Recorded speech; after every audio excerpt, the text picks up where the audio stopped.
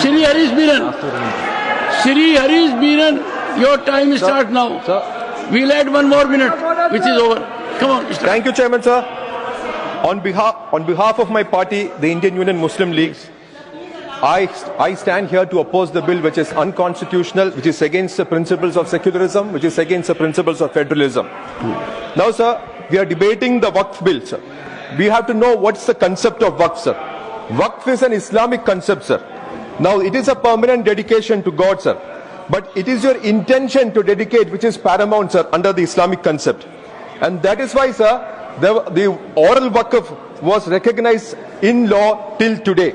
Now, sir, that has been deleted. The oral Waqf has been deleted.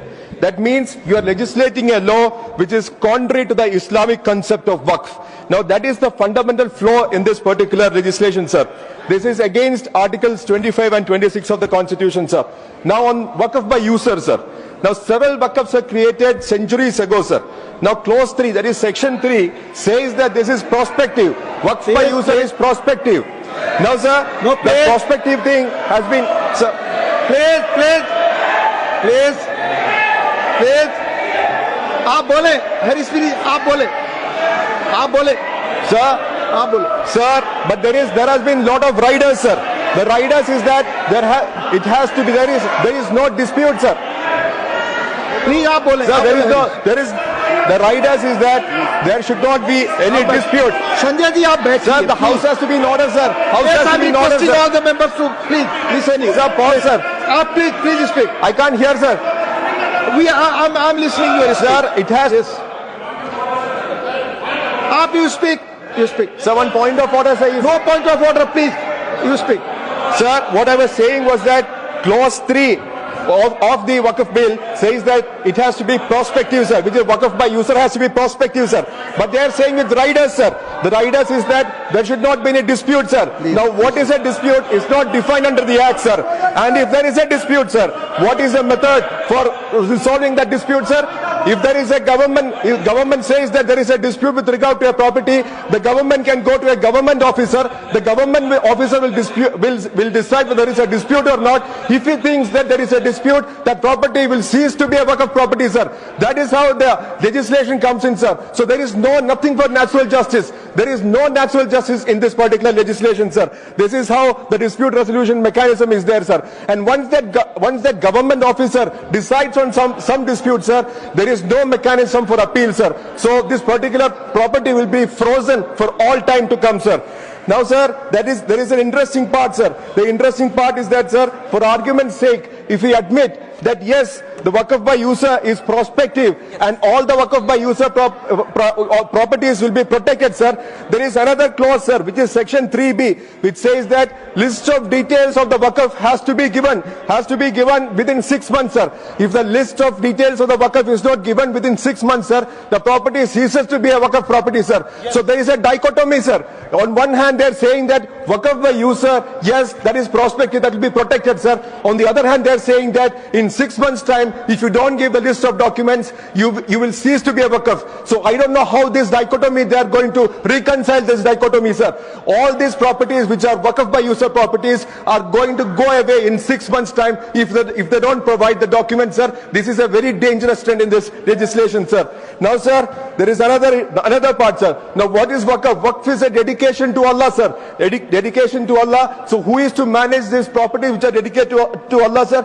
It is the non-Muslims who will manage the properties who are dedicated to Allah, sir. Now, sir, in Waqf Council, 12 persons will be in majority, sir, and 7 persons in Waqf Board will be in majority, sir. This is a direct affront to Article 26 of the Constitution, which says that you have the right to manage your own affairs, sir. Now, sir, what is this, sir? The Muslims don't have the capacity or capability to manage their own affairs, sir. Is it what the government is trying to say, sir?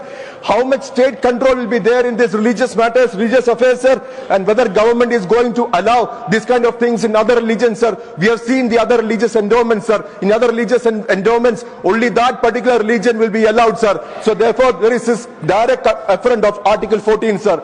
Now, a lot of people have been saying about Bunambam land issues. Minority Minister said, the Honorable Naddaji said, sir. Now, sir, Kerala's legacy is secularism, sir. Now, sir, my party president, Syed Sadiq Ali Shihab Tangal, he in fact convened the meeting of all Muslim organizations in Kerala after this particular problem cropped up, sir. And he has in no unambiguous term said that no one will be and no one should be evicted from this Munambam land. And that is a sentiment of all of Kerala, sir. All of Kerala stands with that, sir. We don't need any outside protection, sir. Yesterday, some minister told in Lok Sabha that Modi is going to be the savior of Munambam land and Munambam people, sir. We don't need any savior, sir. We ourselves know how to save our people, sir. Now, sir, we know, sir, how the Gujarat people were saved in 2002, sir. We all know that, sir. We don't need that kind of a protection, sir. We know how to protect ourselves, sir.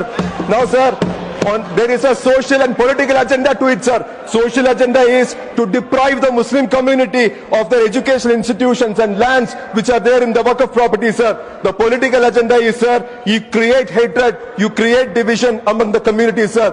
We know what secularism is. Secularism means live and let live, sir. Here is a government which do not let live the minority communities and other backward class communities in India, sir. Now, sir, as far as they claim that we are actually for the minority community, sir, we know how much is the attacks on the Christian community for in the last 1 year, sir. United Christian Forum has given a data, sir, that 740 churches were torched and damaged in the last 1 year itself, sir.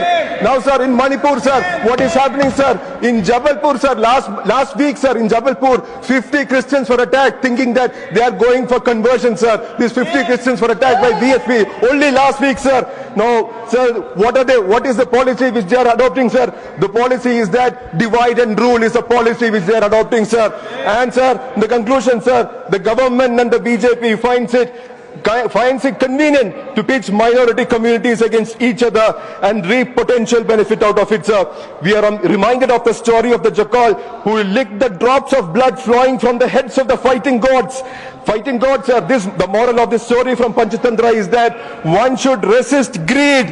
One should resist greed. You in Munambam, you are this greedy person, sir. Here, sir, we see political greed, sir, garbed in rabid communalism, sir. Now, sir, something that will harm the ethos, social fabric and very fundamentals of this country, sir. I strongly oppose this bill, sir, being unconstitutional, being against the principles of secularism, being against the principles of federalism. Thank you, sir. Thank you.